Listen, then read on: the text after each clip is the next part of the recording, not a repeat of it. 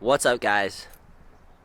For the past 14 or 15 years, I have only been doing bodybuilding, style training, strength training, lifting heavy, trying to get big.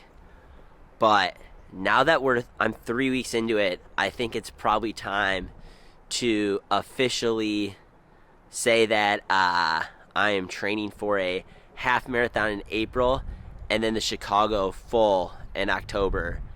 So I'm here to take you guys on my journey from going from a bodybuilder all the way up to a marathon runner and someone that wants to get a specific time, has a specific goal in mind. So let's get after it.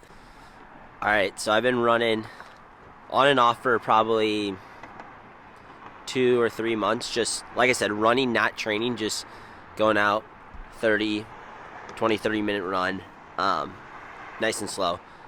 So now that I'm training, I feel like it's time to go do what every runner wants to do, is go get a couple new pairs of shoes. So I'm excited. We're going to go get a new pair of shoes at this store called Running Wild. It's been around my hometown forever. But I'm pretty excited because I can remember coming here back in high school, getting a pair of shoes when I was running cross country. So let's go do it.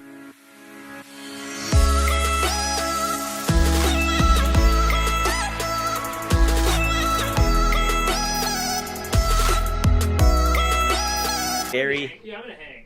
Very. Yeah. So let's pop your shoes off first, and that's gonna be kind of the most important thing. Is make sure we're measuring both of our feet, and that's a good way to make sure that we're sizing to the largest foot. Nobody in the world is symmetrical, and the second we forget that, we can kind of like favor apart where we're at, and we don't want to have anything getting kind of left behind when we're measuring. So let's double check. So I'm gonna have you stand up on this. Okay. First thing I'm gonna notice right away is you have an extremely rigid arch. So what a lot of people will think is they need to have shoe touching their entire arch, or else they're not getting supported enough. Yeah. And that's kind of the opposite. Yeah. What you want? You're cool if I just have this in your face, no, right? You're good. Okay. Yeah, no, that's perfectly fine. So what we actually want to do is make sure that when we are doing those every day, or even those like longer mileage, we're getting a shoe that's going to help your arch absorb impact. Okay. Otherwise, when we're bumping that mileage, your arch is just kind of, you're just rocking the outside of your foot. And that's a lot of impact going both right into your heel and your arch, but also the rest of the chain. Okay. So we want to focus on something that might help absorb that impact. Okay. And make sure that your body's not dealing with too much stress. All right. So put your weight down on this foot for me too. So things that I'll note is I'll probably size you about to a 9.5. And then, just in what's called a neutral shoe. So it's not going to try and change the way your foot rolls through its gait. Okay. Yeah, exactly. All right, so I got a couple different options for you. First, we'll start with something that's going to be familiar, but not what we're used to. So this is the Saucony Triumph 21. So it's going to kind of have a similar foam, but just a little bit more density to it than that Endorphin Speed. Okay. But it's just going to be non-plated, and it's going to have a little more of that foam the whole way through. So it's not going to be as bouncy feeling, but we'll kind of see if we like it. It's just going to give you a little more shock absorption, and then the big thing is that durability for having a shoe that lasts a little bit longer. Okay, perfect. Yeah. Yeah, I like those. That's one thing I've always noticed when I put on like my Sauconys is they just they have like enough I don't think they're almost like a little bit tighter. Like I feel like I could go run without like even lacing them up or whatever. So yeah. So what you're feeling is the wraparound tongue. Okay. Kind of just holding on to that Holding foot that a little bit closer.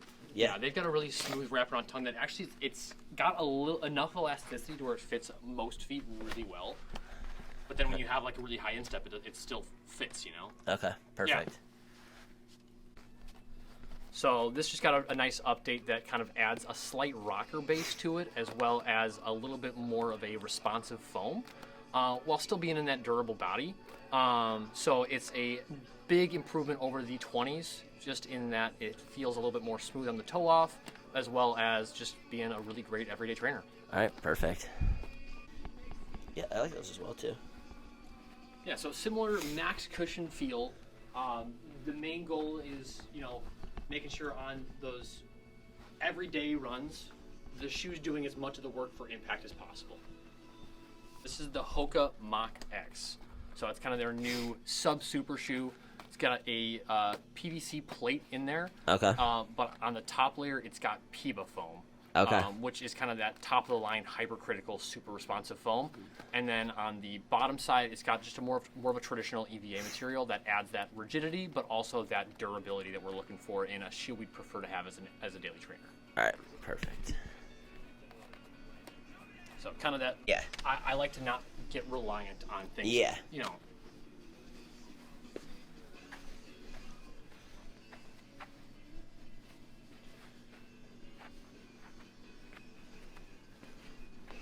Because like it's such a soft midsole, and there's so much material between the ground. It's almost like running on the beach. Okay. You know, where you just sink into it and you really kind of work yourself out of it almost. Okay.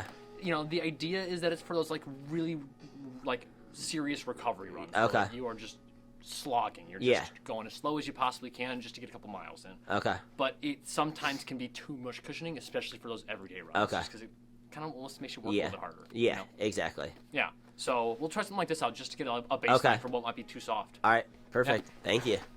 What are the most shoes you've ever had one person try on when they come in? Oh, it has to be in the 20s. 20s? Yeah. People like what they like, and you got to figure out what it is. Yeah. How often do you think I should replace these? I always give people a guideline. I say between 300 and 600 miles, because everybody's a little bit different with how much you wear your shoes when you're not actually running in them, but also your type of running. Weight plays a factor in everything. So my best recommendation is track your mileage, and then once you hit to 300, maybe start thinking about buying a new pair to rotate in before your shoes get bad, so that way you're not stuck hurting yourself, and then you have that second pair ready to go when your shoes are completely done. Awesome. Perfect. Right now we're currently going with a non-plated version right now for those everyday easy runs. Right now I'm currently running in the Vaporfly for my speed day and the Endorphin Speed 2s, I think so. But we're gonna try some more. We might try some max cushion ones right now. But let's see how it goes.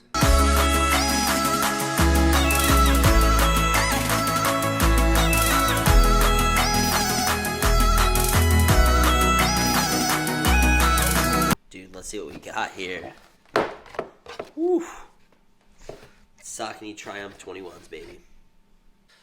Alright, just got back from the running store, and dude, it was so cool to see the process that, kind of the why behind what shoes that I should be getting.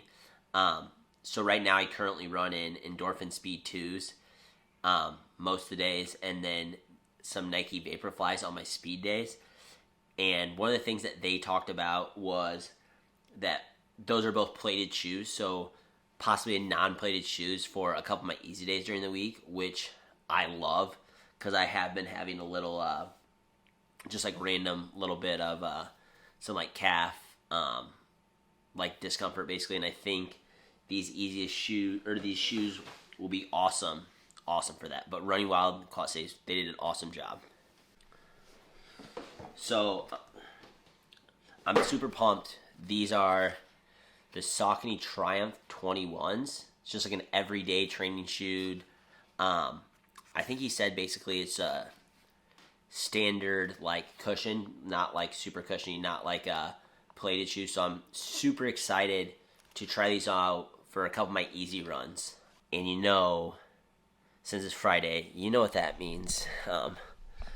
Chipotle. Duh. You gotta have it.